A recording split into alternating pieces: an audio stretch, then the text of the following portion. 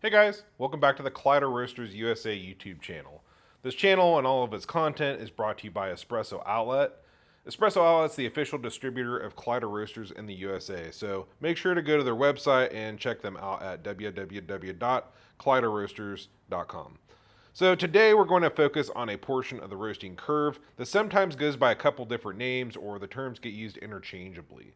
So some of the terms that I hear are the Maillard phase, the middle phase, the browning phase. All those terms are essentially referring to the same portion that we're looking at on the graph today. And just as we progress in this video, understand that they are all somewhat related to the same thing. This is video number 4 in this series.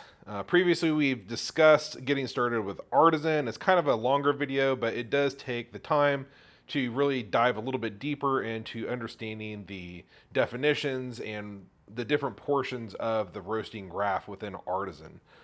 Also, we've done a video on charge temp and turning point, and video number 3 was the drying phase. So if you've not watched any of those videos, I would recommend clicking pause and going back and starting at the beginning of this series so that you get the most benefit out of this video.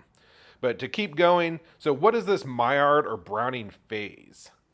Previously, we discussed that the drying takes about 45 to 50% of our roast duration. So we have our drying phase over here, and it takes about, we'll say 50% just to use nice round numbers.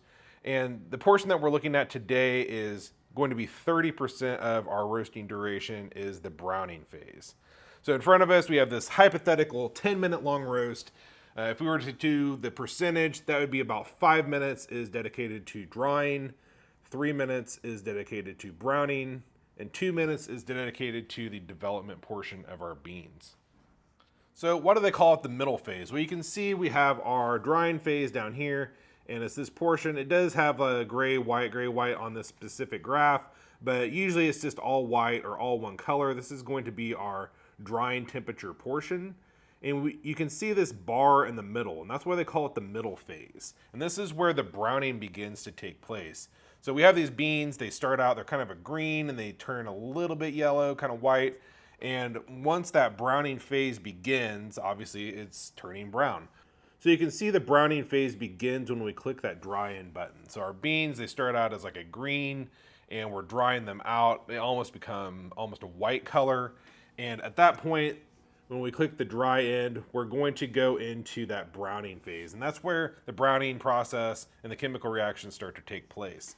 Now, similarly, the browning phase ends once first crack begins. And we'll talk about that in another video. It's fairly easy to hear when first crack starts on a Kaleido. So we'll talk about that at a later time. But we're looking at this portion between dry end and first crack for our browning phase. So what's happening in this phase? Well, we're taking these beans and we're caramelizing the sugars or the carbohydrates within the coffee bean, and that's what gives it its brown color. Similarly, you have amino acids in the beans, and that's going to give the coffee its acidity. And usually when I think of acidity, yeah, you have acidity, but I'm thinking more fruit-forward flavors. And how can we use this phase to get the most out of our coffee? I mentioned at the beginning of this video, this phase sometimes is called a couple different things, and one of those terms is the Maillard phase or the Maillard reaction. So what is a Maillard reaction? It might be a term that you've not heard before or not very familiar with. Maybe you heard it, but you've not really ever thought about it. And Maillard reactions, they take place in more things than you might realize. So in simple terms, it is just taking a protein and a sugar, and when you introduce the heat, it's going to give off caramelization. And when you think of caramelization, that's going to be your flavor and your aroma. And those are those things that we're really looking for in a good cup of coffee generally. I mean, I like really aromatic, flavorful coffee. So that's what we're shooting for here. So I know you still might not understand what a Maillard reaction is. So I wanted to do, these are kind of some extremes. They're not coffee related, but I think it'll relate to you a little bit better. Think of something like an onion. When you get an onion, they're very potent. Your eyes may water, almost sulfury. But if we cut it up and we put it into a pan, we're introducing that heat, that potent onion starts to turn sweet. It caramelizes. So you're taking and you're doing a chemical reaction to take something from that really potent, strong, and you're breaking down all those carbohydrates and you're getting the sugars by caramelizing that onion, turning it more sweet. Another example is think of like a steak. Let's say we have a steak, we have two different steaks, and we put one in the oven. We're just gonna bake it. It's probably not gonna taste bad, but it's gonna be more on the bland side. You'll have a little bit of the savoriness and just kind of your traditional steak flavor, but it's probably gonna be a lot more boring. So let's say we take our second steak and we grill it, but we add a sear to create a more complex flavor profile. We're giving that caramelized sweetness and savoriness to the outside of the steak, which is going to be more pleasing. So those are two maybe more relatable examples of Maillard reactions. I know that doesn't really relate to coffee well, but I want you to understand what we're doing in this phase. So in terms of roasting coffee, if this Maillard reaction is too short, your coffee is going to get this really grassy and sour flavor.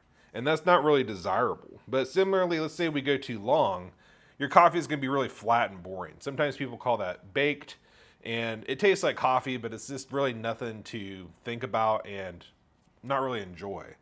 So let's just follow up on like what this Maillard reaction is. I just hit it a second ago, but if we rush through this phase, we're going to get really bitter or tart coffee. The chemical reactions, they just didn't have enough time to take place, and you're not going to get any of that sweetness out of your coffee.